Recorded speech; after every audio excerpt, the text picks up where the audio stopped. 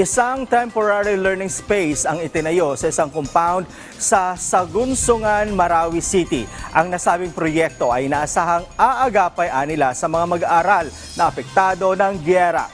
Si Janessa Felix ng PTV Davao sa detalye.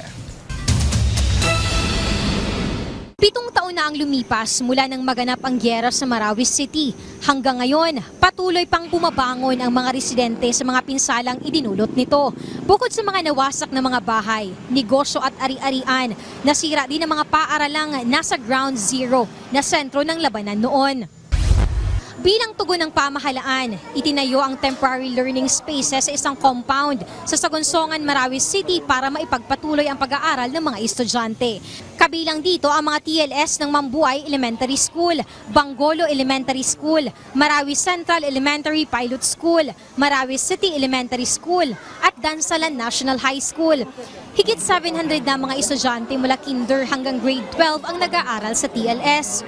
Ayon sa mga estudyante, malaking hamon para sa kanilang internet connectivity, lalo na at may mga gawain o assignment ang mga guro na kailangang gawin online.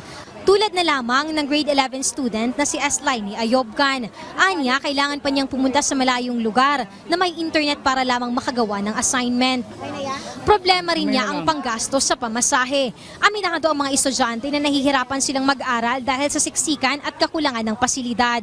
Pero umaasa silang malipat sa mas maluwag at komportabling lugar. Pag may mga kailangan na ipinapagawa ng mga teacher, nagagawa po namin ng maayos yun. Kaso yung iba hindi kasi wala naman po kaming internet dito na lagi kasi nawawala po yung internet.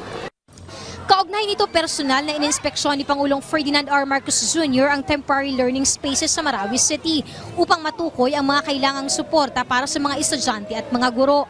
Kabilang dito ang pagkakaloob ng Starlink internet device upang matugunan ang problema sa internet at mapadali ang paggawa ng mga assignment at research.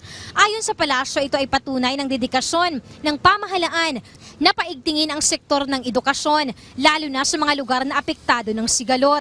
Matitiyak rin na ang temporaryong solusyon ay magiging permanente at ang mga estudyante ay magkakaroon ng maayos at kumpletong pasilidad sa pag-aaral.